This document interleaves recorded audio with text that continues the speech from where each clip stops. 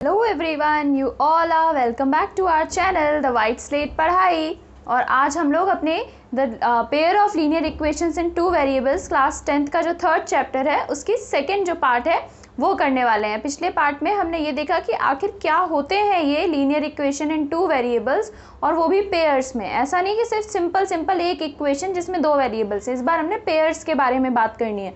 तो जब हम पेयर्स के बारे में बात कर रहे हैं, हमने कल ग्राफ देखा था, तो कोई ग्राफ जो है वो पैरेलल बन रहा था, कोई इंटरसेक्टिंग लाइंस बन रही थी। तो आज हम लोग उन्हीं ग्राफ को कैसे हमें पता लगाना है, बिना प्लॉट किए भी हम पता लगा सकते हैं। इंटरेस्टिंग बात तो पहले ये है, तो बिना प्लॉट किए ग्राफ को हम पता लगा सकते हैं पैरेलल बनेगा, इंटरसेक्टिंग बनेगा या फिर कोइंसिडेंट बनेगा, एक के ऊपर एक लाइन जो है वो बन जाएगी। तो आज यही हम करने वाले हैं, देखने वाले हैं कि किस टाइप का ग्राफ जो है वो बनेगा अगर हमारी दो लीनियर इक्वेशंस एक पर्टिकुलर फैशन में होती हैं। तो ये जो इंटरेस्टिंग फैक्टर है कि हम पहले ही पता लगा लें बिना ग्राफ को प्लॉट किए कि कैसे आपका ग्राफ जो है किस टाइप का बनने वाला है। तो उससे पहले मैं आपको एक छोटी सी चीज़ और बताना चाहूँगी। वैसे आपको ऑलरेडी पता ही है ये चीज़ें, पर एक बार फिर से मैं आपको रिकॉल करवाना चाहूँगी। जैसे कि अगर मैंने यहाँ पे अपनी एक इक्वेशन लिखी है ax1 प्लस b1y, ठीक है, ऐसे xy लिख लेते हैं, plus c1 is equals to 0, ऐसे ही a2x plus b2y plus c2 is equals to 0। तो ये मैंने आपको दो इक्वेशंस क्यों लिख के दिखाई है, क्योंकि मैंने आपको कल जो है लीनियर इक्वेशन का जनरल फॉर्म बताया था। जनरल फॉर्म क्या होता है मेरा, ax plus by plus c is equals to 0। अब लेकिन हम पेयर में बात कर रहे हैं दो इक्वेशंस के बारे में, क्योंकि बात हो रही है, तो इसलिए हमने कोफिशिएंट जो है अलग अलग दोनों इक्वेशन का दिखाने के लिए x के कोफिशिएंट को, पहले इक्वेशन का x का कोफिशिएंट a1 है, दूसरे इक्वेशन का x का कोफिशिएंट a2 है, ऐसे ही यहाँ पे पहले इक्वेशन का y का कोफिशिएंट b1 है और यहाँ पे b2 है, और c1 और c2 जो कांस्टेंट टर्म्स होते हैं ये हमारे अलग हैं। ये मेरी क्या होती है, जनरल इक्वेशन है, जनरल फॉर्म है मेरी लीनियर इक्वेशन की। तो मैंने उसी को सिर्फ यहाँ पे पेयर में दिखाया है आपको। जब अभी हम बात करेंगे ना, ये देखने की कोशिश करेंगे अपना कि कैसी लाइंस बनने वाली हैं, तो कुछ यहाँ पे फैक्टर्स के बारे में बात करेंगे। जैसे ये जो a1 और a2 है, अगर ये a1 अपॉन a2 जो है वो मेरा इक्वल नहीं आता है b1 अपॉन b2 के, ऐसी सिचुएशन कोई बन रही है जहाँ पे मेरा a1 अपॉन a2 जो है वो b1 अपॉन b2 के इक्वल नहीं है, तो ऐसे केस में एक पर्टिकुलर केस होता है ये, इसमें हमारी इंटरसेक्टिंग लाइंस बनती हैं। मतलब कि जब आप ऐसे किसी दो का ग्राफ प्लॉट करेंगे तो इंटरसेक्टिंग लाइंस, ऐसे ग्राफ जो है वो बन जाएगा हमारा, और इसका सिर्फ एक यूनिक सोल्यूशन होगा। सिर्फ एक ही सोल्यूशन जो है हमें ऐसे ग्राफ का मिल सकता है, ठीक है, सिर्फ एक ही सोल्यूशन जो है वो हमें इस ग्राफ से इंटरप्रिटेशन में मिल पाएगा। तो ऑब्वियस सी बात है, एक ही सोल्यूशन मिलेगा, जो आपका जहाँ इंटरसेक्ट कर रहा है वही तो एक पर्टिकुलर मेरा सही सोल्यूशन जो है वो होगा। सिमिलरली अभी जैसे हमने इस a1 और a2 के बारे में बात की थी, तो सेकंड अगर आप केस देखते हैं तो केस बनता है हमारा जिसमें a1 अपॉन a2 जो है वो b1 अपॉन b2 के इक्वल रहता है, और c1 अपॉन c2 के भी इक्वल होता है अगर तीनों इक्वल हो जाते हैं। तो एक तो केस हुआ कि जिसमें मेरे दोनों इक्वल नहीं है, एक केस ऐसा आ रहा है जिसमें तीनों इक्वल है, ठीक है। अब a1 अपॉन a2 जो है वो इक्वल आ गया मेरा b1 अपॉन b2 के, और c1 अपॉन c2 के भी इक्वल आ गया, ठीक है। अगर ऐसा केस बन जाता है जिसमें तीनों कोफिशिएंट्स जो हैं आपस में एक दूसरे के इक्वल हैं, अपॉन में करने के बाद, रेशियो में लेने के बाद, तो ऐसे केस में हमारी कोइंसिडेंट लाइंस होती हैं और इनके इन्फिनाइटली मैनी सॉल्यूशंस होते हैं। इसका मीनिंग ये है कि ऐसे केस में लाइंस कैसी बनेंगी, दोनों ग्राफ जो है वो एक दूसरे के ऊपर ही ऐसे प्लॉट हो जाएंगे, दोनों लाइंस जो है वो एक दूसरे के ऊपर ही प्लॉट हो जाएंगी। तो इसमें हमें बहुत सारे सोल्यूशंस मिल सकते हैं, यहाँ यहाँ यहाँ यहाँ जितने भी हैं पॉइंट्स, सारे पॉइंट्स जो है एक सोल्यूशन है। तो ऐसे केस में हमें यहाँ पे इन्फिनाइटली मैनी सोल्यूशंस जो हैं वो मिल जाते हैं, कि बहुत सारे सोल्यूशंस जो हैं वो हमें देखने को यहाँ मिल रहे हैं। फिर एक और मेरा थर्ड केस बनता है, देखिए यहाँ पे ये फर्स्ट था और ये सेकंड केस था मेरा, ऐसे ही थर्ड केस भी बनता है। तो थर्ड केस क्या होता है हमारा कि इसमें a1 अपॉन a2 और b1 अपॉन b2 तो इक्वल होते हैं, पर c1 अपॉन c2 जो है वो इक्वल नहीं आता। दो चीज़ें इक्वल आ रही हैं पर लास्ट वाला जो है वो इक्वल नहीं आता। तो ऐसे केसेस में हमारी पैरेलल लाइंस जो हैं वो फॉर्म होती हैं, और हमने कल इसका एक एग्जैक्ट एग्जाम्पल भी देखा था, जो आपका थर्ड वाला क्वेश्चन था वो, कि जिसमें आपने देखा होगा कि ये और ये जो था वो सेम था, लेकिन c1 और c2 की वैल्यू जो थी वो डिफरेंट थी। तो हमारी एग्जैक्ट ऐसे ही पैरेलल लाइंस बनी थी, और अगर पैरेलल लाइंस होती हैं तो हमारे पास जो है नो सोल्यूशन हो जाता है। सोल्यूशन क्योंकि मैं आपको फिर से कह रही हूँ तभी किसी इक्वेशन का निकल के आ पाता है जब वो मीट करती है। जैसे यहाँ पे जब मीट की थी इंटरसेक्टिंग में वो, तो एक सोल्यूशन सिर्फ मिला हमें। फिर यहाँ पे तो परमानेंट मीटिंग के साथ ही चल रही थी, वो एक दूसरे के साथ चल रही थी, तो बहुत सारे सोल्यूशंस मिले। और क्योंकि पैरेलल लाइंस बन गई मेरे लास्ट वाले केस में, थर्ड वाले केस में, तो यहाँ एक भी सोल्यूशन जो है वो नहीं मिलेगा। इस चीज़ को आप एग्जाम्पल के तौर पे अपनी स्क्रीन पे टेबल आ रहा होगा उसमें देख सकते हैं। इसमें आपको सभी के प्रॉपर एग्जाम्पल्स जो हैं वो दे रखे हैं।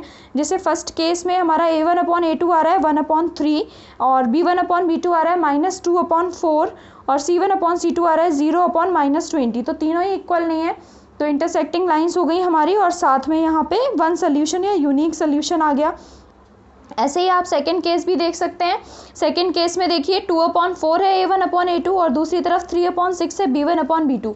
तो आप कहेंगे ये तो इक्वल नहीं है, आप कैसे कह रहे हो इक्वल है? दूसरी तरफ 9/18 आ रहा है -9/18, तो ये बिल्कुल इक्वल है। अगर आप इन्हें कट करते हैं तो देखिए 2 1 2 2 2 4 1/2 बन रहा है। सिमिलरली 3 1 3 3 2 6, माइनस से माइनस कैंसिल होगा, 9 1 9 और 9 2 18, तो 1/2 जो है वो बन रहा है हमारा सेकंड केस में हर एक जगह पे। तो वो भी कोइंसिडेंट लाइंस हो गई हमारी, और इन्फिनिटली मैनी सोल्यूशंस यहाँ पे हमें मिल गए। सिमिलरली लास्ट वाले केस में आप देखेंगे कि a1/a2 जो है वो b1/b2 के इक्वल है, पर c1/c2 के इक्वल नहीं है। तो हमारी पैरेलल लाइंस बन गई और नो सोल्यूशन बन गया। तो ये तो मेरी एक बात हुई इन चीज़ों से रिलेट करती हुई। इसके अलावा एक और चीज़ है जो अभी हमें यहाँ पे देखनी है, वो हमें देखना होता है कि ग्राफ जो है वो कंसिस्टेंट होगा या इनकंसिस्टेंट होगा। इस टाइप की चीज़ें भी जो हैं वो आती हैं।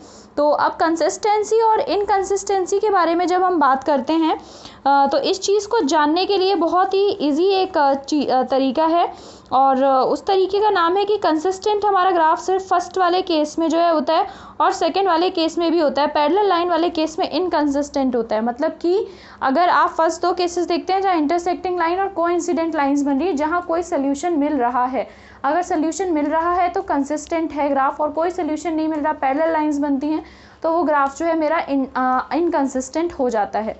तो आपको यही वाला जो टेबल है ये अच्छे से याद रखना है, जो अभी मैंने आपको शो किया था।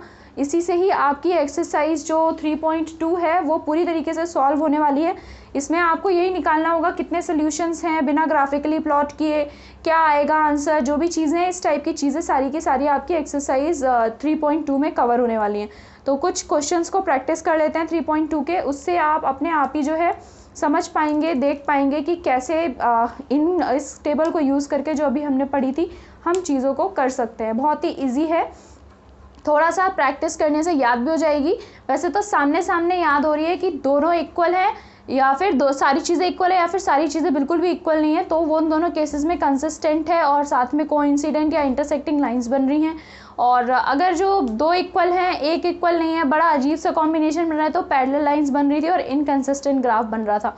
तो चलिए फिर इसी से इसके साथ हम 3.2 के कुछ क्वेश्चंस को देख लेते हैं, समझने की कोशिश करते हैं। हमारी एक्सरसाइज 3.2 के क्वेश्चंस हैं, आप अगर इन्हें देखते हैं तो फर्स्ट क्वेश्चन जो है उसमें उन्होंने हमें दो फिर से अपनी प्रॉब्लम्स दे रखी हैं, वर्ड प्रॉब्लम्स, और वो हमसे कह रहे हैं वर्ड प्रॉब्लम्स देके कि आप इन्हें ग्राफिकली इनके सोल्यूशंस फाइंड आउट कीजिए। ग्राफिकली जो है आंसर को फाइंड आउट करने की हमें कोशिश करनी है। तो फर्स्ट क्वेश्चन जो है वो ये कह रहा है कि 10 students of a class take part in a quiz and the number of girls is 4 more than the number of boys. तो हमें फाइंड आउट करना है यहाँ पे कि find the number of boys and girls who took part in the quiz, कि कितने boys ने पार्टिसिपेट किया था यहाँ पे और कितनी गर्ल्स ने जो है वो पार्टिसिपेट किया था। तो आंसर जो है वो इजी आएगा बहुत अगर आप नॉर्मली सॉल्व करके देखते हैं। तो अभी यहाँ तो देखिए मैंने कर लिया कि let number of boys girls be X and number of boys be Y. तो यही करते हैं। सबसे पहले उन्होंने हमसे कहा कि 10 स्टूडेंट्स ने पार्टिसिपेट किया, इसका मतलब कि x प्लस वाई जो है वो 10 के इक्वल हो गया सीधे सीधे, कि जितने भी गर्ल्स और बॉयज़ थे मिला के 10 स्टूडेंट्स थे। अभी फिर उसके बाद उन्होंने कहा कि number of girls are 4 more than number of boys, इसका मतलब था कि x प्लस 4 जो है वो y के इक्वल है। तो अगर हम इन दोनों इक्वेशंस को सही से लिखते हैं तो ये आ जाएगा x plus Y minus 10 is equals to 0, और फर्स्ट इक्वेशन बन गई मेरी। और सेकेंड मेरी इक्वेशन जो है वो बनती है x minus Y plus 4 is equals to 0, क्योंकि x plus 4 is equals to Y था, तो वो ये वाली इक्वेशन मेरी सेकेंड बन जाएगी। अब इन्होंने कहा है कि ग्राफिकली फाइंड आउट करना है। मैंने तो जैसे कल हम कर रहे थे बिल्कुल वैसे ही करेंगे, पहले इनके सोल्यूशंस फाइंड आउट करते हैं। दोनों ही इक्वेशंस के x और y की वैल्यू को 0 पुट करा के और उसके बाद हम ग्राफ जो है वो प्लॉट करेंगे और फिर आंसर निकालने की यहाँ पे कोशिश करेंगे। तो वही करना है हमने जो अभी तक हम करते आए हैं। अगर फर्स्ट क्वेश्चन में आप x की वैल्यू, फर्स्ट वाले में देखिए x की वैल्यू अगर मैं 0 रखती हूँ तो y की वैल्यू जो है 10 के इक्वल हो जाएगी।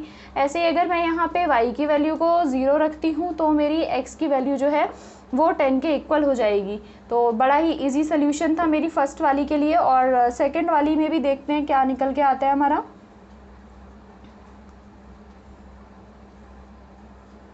देखिए फर्स्ट वाला तो निकल आया था। सेकंड में मैंने यहाँ पे अगर x की वैल्यू जो है वो 0 रखी तो y की वैल्यू -4 हो जाएगी। सिमिलरली अगर मैं यहाँ y की वैल्यू 0 रखती हूँ तो x की वैल्यू जो है वो +4 मेरी बन के आ जाती है। तो बड़ा ही ईजी सा ग्राफ प्लॉट होने वाला है। ज़्यादा यहाँ पे टेंशन लेने की हमें वैसे ही ज़रूरत है नहीं, क्योंकि ज़्यादा बड़े बड़े नंबर्स भी नहीं आए हैं। देखते हैं सोल्यूशंस हम अगर फाइंड आउट कर पाते हैं यहाँ पे या नहीं फाइंड आउट कर पाते हैं। तो ये है मेरा ग्राफ। यहाँ पे मुझे y और x दोनों पे 10-10 चाहिए। मैं 2-2 का गैप ले लेती हूँ। वैसे आपके पास बड़ा ग्राफ पेपर होगा, आप 1-1 का गैप लेके इसे और अच्छे से प्लॉट कर सकते हैं। तो ये 2, 4, 6, 8, 10, 12 ये मेरी x एक्सिस हो गई। ऐसे इस तरफ -2, -4, -6, -8, -10, इस तरफ भी -2, -4, -6, -8, -10, -12 और फिर इस तरफ देखिए आप 2, 4, 6, 8, 10। तो फर्स्ट जो है वो है 0,10, मतलब कि ये 0 रहा मेरा और यहाँ से 10 तक जाते हैं तो ये बनता है मेरा 0,10 वाला पॉइंट। सिमिलरली 10,0 तो 10 जो है वो मुझे दिखाई दे रहा है कि x में ये रहा और 0 आपको पता ही कहाँ होता है। तो ये बन गया आपका यहाँ पे 10,0 का प्लॉट। अब बस हमने इस लाइन को जो है केयरफुली यहाँ पे ज्वाइन करा देना है। ये देखिए ये मेरा फर्स्ट वाला ग्राफ जो है वो प्लॉट हो गया है। क्या है ये x + y = 10 का ग्राफ यहाँ प्लॉट हो गया। सिमिलरली 0, -4 है तो ये रहा 0 और -4 ये रहा, तो ये आ गया हमारा 0, -4 और दूसरा है 4,0 तो ये रहा 4 और ये रहा 0, तो ये मेरा 4,0 बन गया यहाँ पे। अब हम इन दोनों को भी अच्छे से मिला देते हैं।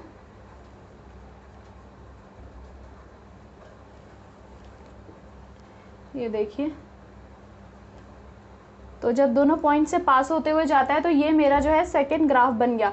अब आप यहाँ पे देखोगे कि ये इस पॉइंट पे जो है वो मीट हो रहा है।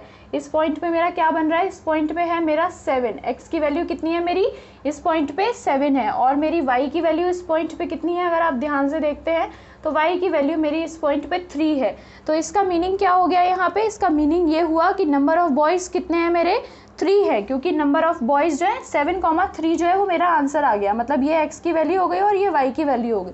नंबर ऑफ बॉयज़ हमने क्या लिया था, y लिया था, तो नंबर ऑफ बॉयज़ देखिए यहाँ पे 3 हो गए और नंबर ऑफ गर्ल्स कितनी हो गई यहाँ पर 7 आ गई। तो ग्राफ से भी आंसर जो है वो निकल आता है तुरंत।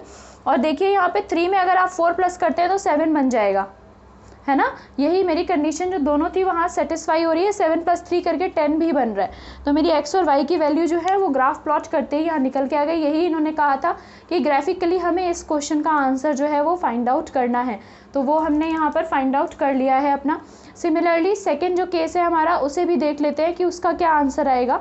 तो जो सेकंड केस है, सेकंड हमारा पार्ट है फर्स्ट क्वेश्चन का, वो कहता है कि 5 pencils and 7 pens together cost ₹50, whereas 7 pencils and 5 pens together cost ₹46. Find the cost of 1 pencil and 1 pen. तो ये क्वेश्चन कुछ ना कुछ आपके कल जो हम बैट और बॉल खरीद रहे थे उसके जैसा ही है, सिमिलर है ये क्वेश्चन, कि उसमें आपको वहाँ पे बैट और बॉल के प्राइसेस के बारे में बोला गया था। यहाँ पे इन्होंने हमसे पेंसिल और पेन के प्राइसेस के बारे में जो है वो बात की हुई है। तो ये भी इजी है। हम यहाँ पे पेंसिल के कॉस्ट को x ले लेते हैं और दूसरी तरफ हमारे पेन के कॉस्ट को y ले लेते हैं। तो चलिए देखिए सेकंड पार्ट है ये।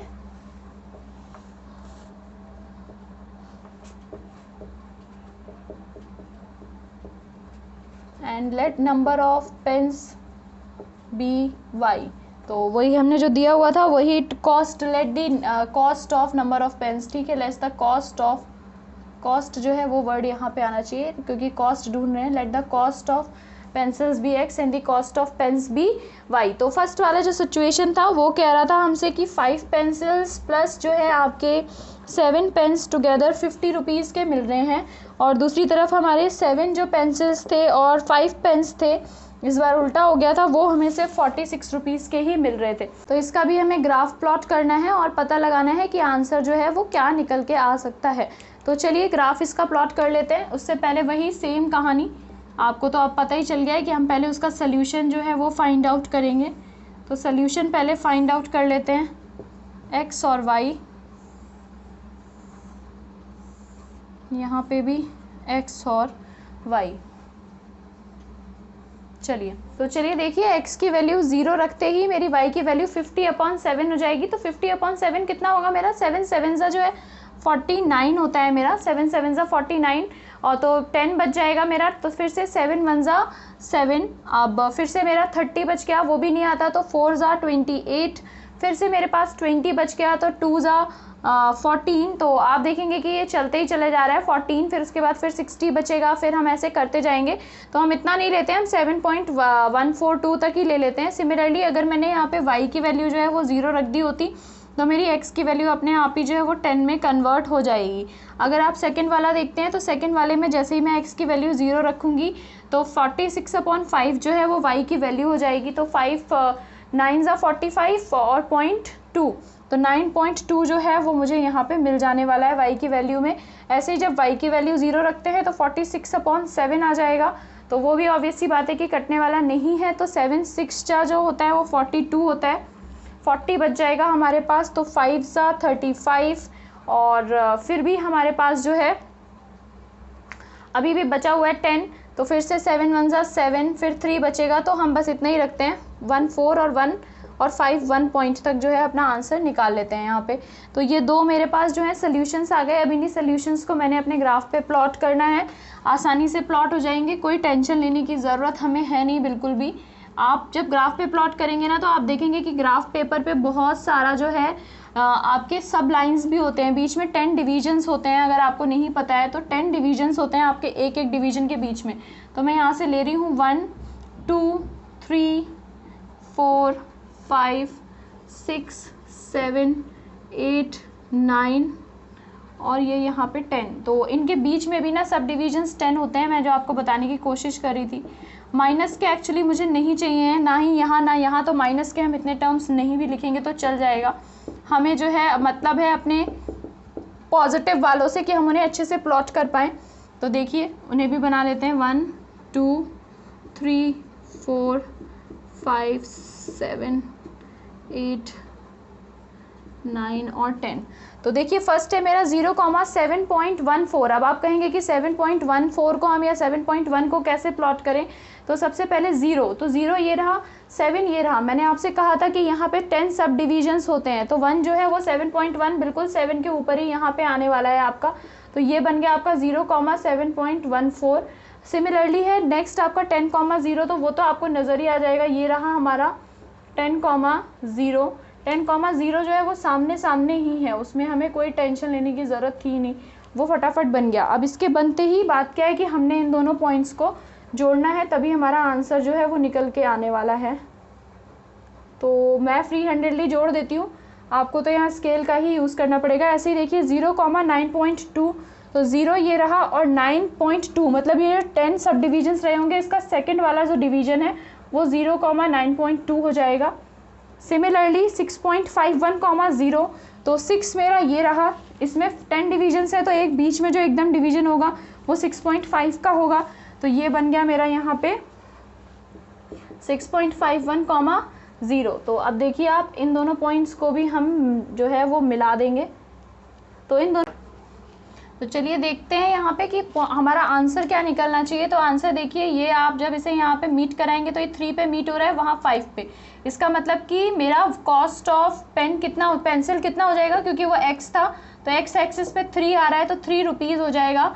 और सिमिलरली कॉस्ट ऑफ पेन जो है वो कितना हो जाएगा, जो y एक्सिस पे आ रहा है, मतलब कि 5 रुपीज़ जो है वो आ गया। तो ग्राफ को प्लॉट करा के भी आप देख सकते हैं यहाँ पे कि कितनी आसानी से जो है चीज़ें निकल कर आ जाती हैं हमारे पास। अब जो हमारे नेक्स्ट क्वेश्चन है उनमें हमें सॉल्व तो करना नहीं है, ऐसे ही हमें बताना है कि ग्राफ जो है वो हमारा कैसा बनने वाला है। तो वो भी क्वेश्चंस कर लेते हैं, सेकंड, थर्ड और फोर्थ क्वेश्चन भी आज हम कर लेंगे, और उसके आगे वाले जो वर्ड प्रॉब्लम्स हैं उनको फिर हम नेक्स्ट वीडियो में कवर करेंगे। चलिए तो उन्हें भी देख लेते हैं। तो देखिए सेकंड क्वेश्चन में तो उन्होंने हमसे पूछा है कि लाइंस इंटरसेक्टिंग होंगी, कोइंसिडेंट होंगी या पैरेलल होंगी। तो वही हमें जो हमने अभी टेबल पढ़ा था उसको यहाँ पे यूज़ करके निकालना है, ग्राफिकली इन्हें हमें नहीं प्लॉट करना है। सिमिलरली थर्ड क्वेश्चन में उन्होंने हमसे पूछा है कि इनकंसिस्टेंट है या कंसिस्टेंट है, तो हम उनको भी देख लेते हैं कि कंसिस्टेंट होगा या इनकंसिस्टेंट होगा। तो फर्स्ट वाला केस देखिए, सेकेंड क्वेश्चन का फर्स्ट पार्ट अगर आप देखते हैं तो a1/a2 हो गया 5/7। देखिए यहाँ पे a1/a2 हो गया मेरा 5/7। यहाँ पे ऐसे ही b1/b2 मेरा हो गया -4/6, और ऐसे ही मेरा c1/c2 हो गया 8/-9। तो अगर आप यहाँ देखते हैं तो तीनों ही जो चीज़ें हैं वो अनइक्वल हैं, बिल्कुल भी मैच नहीं कर रही। इसका मतलब मेरी फर्स्ट वाली कंडीशन बन रही है यहाँ पे कि a1/a2 is not equal to b1/b2। तो ऐसे केस में हमारी इंटरसेक्टिंग लाइंस बनती हैं, यही उन्होंने हमसे पूछा था। तो आंसर आ गया कि यहाँ पे इंटरसेक्टिंग लाइंस है, because a1/a2 is not equal to b1/b2। Second वाला पार्ट देखिए, 9 है a1/a2 है हमारा ये, तो a1/a2 कितना आ जाएगा मेरा 9/18, मतलब कि मेरा कट होने के बाद आ जाएगा 1/2। सिमिलरली अगर आप b1/b2 देखते हैं 3/6, मतलब कि कट होने के बाद 1/2। और अगर आप c1/c2 देखते हैं तो 12/24, मतलब कि कट होने के बाद 1/2। तो इस केस में मेरा a1/a2 जो है वो b1/b2 और फिर c1/c2 तीनों चीज़ें जो हैं वो इक्वल हो गई। तो ऐसा जब केस बनता था कि तीनों चीज़ें इक्वल हैं, तो उस केस में हमारी यहाँ पे कोइंसिडेंट लाइंस जो हैं, कोइंसिडेंट लाइंस जो हैं वो बन जाती थी कि ये सारी की जो लाइंस हैं ये कोइंसाइड करेंगी, तो कोइंसिडेंट लाइंस जो हैं यहाँ पे बन जाएंगी हमारी। ठीक है, अब सिमिलरली आप थर्ड केस देखिए। थर्ड केस अगर हम लोग देखते हैं तो थर्ड केस में a1/a2 मेरा कितना बन रहा है, a1/a2 है मेरा 6/2, मतलब कि 3/1। और इसी तरीके से मेरा b1/b2 जो है, b1/b2 देखिए -3/-1 है ना, -3/-1 कैंसिल होके फिर से 3/1। और c1/c2 अगर आप देखते हैं तो वो है 10/9। तो इसका मतलब मेरा यहाँ पे थर्ड वाला केस बन रहा है। थर्ड वाला केस क्या हुआ करता था, a1/a2 is equal to b1/b2 but it is not equal to c1/c2, मतलब कि मेरी जो आंसर आने वाली है वो आएगी पैरेलल लाइंस। ऐसे केस में हमारी कौन सी लाइंस बनती हैं, ऐसे केस में हमारी पैरेलल लाइंस बनती हैं। तो यही हमसे पूछा गया था कि क्या होगा, तो हमने फाइंड आउट कर लिया है कि पहले में इंटरसेक्टिंग बनी, दूसरे में कोइंसिडेंट और थर्ड में पैरेलल। अब थर्ड क्वेश्चन में उन्होंने हमसे कंसिस्टेंट इनकंसिस्टेंट पूछा है। तो अगर मेरी पैरेलल लाइंस के अलावा दोनों में से कोई सा भी केस बन जाता है तो कंसिस्टेंट होता है हमारा, वरना इनकंसिस्टेंट होता है। तो ये भी ईजी है पाँचों पार्ट्स फाइंड आउट करना। देखिए यहाँ पे फर्स्ट वाले में a1/a2 है मेरा 3/2, और फिर उसके बाद मेरा b1/b2 है, b1/b2 है मेरा कितना 2/-3। तो ये उल्टा आ रहा है इसलिए। फिर उसके बाद आप देखिए यहाँ पे c1/c2 है आपका 5/7। तो इस केस में हमारा पहला वाला केस जो है वो बन रहा है कि a1/a2 is not equal to b1/b2। इसका मीनिंग क्या हुआ कि ये मेरा कंसिस्टेंट होगा, ये मेरा कंसिस्टेंट हो जाएगा। पहला वाला केस बनता है तो कंसिस्टेंट होते हैं। सिमिलरली यहाँ पर देखिए a1/a2 जो है वो 2/4 के इक्वल हो गया, मतलब 1/2। b1/b2 जो है वो मेरा -3/-6, मतलब कि फिर से 1/2। और जो मेरा c1/c2 था वो 8/9 आ गया। तो यहाँ पे मेरा कौन सा केस बना, ध्यान से देखिए, ये वाला केस बन गया यहाँ पे मेरा कि a1/a2 जो है वो b1/b2 के इक्वल है, बट वो चीज़ें c1/c2 के इक्वल नहीं है, मतलब कि ये इनकंसिस्टेंट हो गया। ठीक है, अब हमें ये तो पता ही है कि पैरेलल लाइंस वाला केस बनता है तो इनकंसिस्टेंट जो है वो आंसर मेरा यहाँ पे आ जाएगा। तो देखिए कितना इजी था, बस हमें कोफिशिएंट्स को देखना था। अभी इस वाले केस में देखिए आप a1, अब आप कहेंगे कैसे निकालेंगे, तो यहाँ पे आएगा आपका 3/2/9 पहले वाले केस में, है ना, 3/2/9। तो 9/1 है वो, इसको हम कैसे लिखते थे अपना बचपन में, आपको याद हो, ये 1/9 में कन्वर्ट हो जाएगा। ये रहा आपका a1/a2, 3 1 ज़ा 3 और 3 3 ज़ा 9, मतलब कि 1/6 जो है वो आपका a1/a2 आ गया। सिमिलरली अगर आप b1/b2 कैलकुलेट करेंगे तो वो भी ऐसे ही आएगा। देखिए 5/3/-10/1, ये आपका कन्वर्ट हो जाएगा 5/3 इंटू 1/-10। 5 1 5, 5 2 10, मतलब कि 1/3 2 6। लेकिन ये इक्वल क्यों नहीं है, ये 1/6 है, ये -1/6 है। ध्यान से देखिए, वो एक जो है वो 1/6 है a1/a2, और b1/b2 जो है वो -1/6 है, तो ये इक्वल नहीं है। तो जब दोनों फर्स्ट वाले इक्वल नहीं है, थर्ड वाले को नहीं भी देखते हैं तो भी काम चल जाएगा। वो वैसे मुझे समझ में आ रहा है कि 1/2 बनने वाला है c1/c2 भी, पर मेरा केस जो है यहाँ पे क्लियर है कि a1/a2 ही b1/b2 के इक्वल नहीं है, मतलब कि कंसिस्टेंट जो है वो बन गया, क्योंकि पहला वाला केस बना। पहला वाला केस मतलब कि इंटरसेक्टिंग लाइंस बन गई थी मेरी, तो कंसिस्टेंट यहाँ पे अपने आप ही हो गया। अभी इसे देखिए a1/a2 इस केस में कितना इक्वल है, 5/-10 के, मतलब कि 1/2 बट माइनस का। सिमिलरली b1/b2 देखेंगे तो -3/6, मतलब कि फिर से 1/2 बट माइनस का ही, कोई दिक्कत नहीं आई। c1/c2 को देखिए यहाँ पे तो 11/-22, 11 1 11, 11 2, तो ये भी -1/2। तो ये इस केस में फिर से a1/a2 is equal to b1/b2 is equal to c1/c2। तो ये केस मेरा फिर से थर्ड वाला केस जो है वो सेकंड वाला केस मेरा यहाँ पे बन गया था, जो कोइंसिडेंट लाइंस वाला होता है। तो ये भी मेरा कंसिस्टेंट होगा, क्योंकि सिर्फ पैरेलल लाइंस वाला जो केस है वो इनकंसिस्टेंट होता है। तो ये ग्राफ भी मेरा कंसिस्टेंट बनेगा। अब देखिए यहाँ पे भी a1/a2 इज इक्वल्स टू 4/3/2/1, मतलब कि 4/3 इंटू 1/2, तो ये कैंसिल हो गया। This would be equal to 2/3। ऐसे ही यहाँ पे b1/b2 is equals to directly 2/3, 2/3 यहाँ पे नज़र आ रहा है। और c1/c2 जो है वो हो जाएगा मेरा 8/12, मतलब कि ये हो गया मेरा 4/6, 2/3। तो ये भी मेरा आ गया यहाँ पे 2/3। तो फिर से तीनों चीज़ें जो हैं वो इक्वल ही आ रही हैं। तो बस हम इनको भी कर सकते हैं आराम से अपने ऊपर वाले केस के जैसे कि a1/a2 is equal to b1/b2 and it is equal to c1/c2 2। तो इसी वजह से ये भी मेरा ग्राफ जो है वो कंसिस्टेंट हो जाने वाला है। तो इनमें सिर्फ हमें एक ही इनकंसिस्टेंट मिला है, हमारा सेकंड वाला पार्ट, बाकी सब जो है वो कंसिस्टेंट मिल गए। फोर्थ क्वेश्चन भी कुछ ऐसे ही करना है। अगर कंसिस्टेंट होगा तो हमें ग्राफ प्लॉट करना है, वरना नहीं करना है, ये भी उन्होंने हमसे कहा है। तो फोर्थ, फिफ्थ, सिक्स्थ क्वेश्चन जो हैं वो हम सब कल करने वाले हैं। आज के लिए हम इतना ही रखने वाले हैं। तो फिर चलिए कल मिलते हैं, तब तक भूलिएगा मत, इन्हें याद रखिएगा अच्छे से, बल्कि और प्रैक्टिस करने की कोशिश कीजिए क्वेश्चन से रिलेटेड। ओके, चलिए बाय बाय।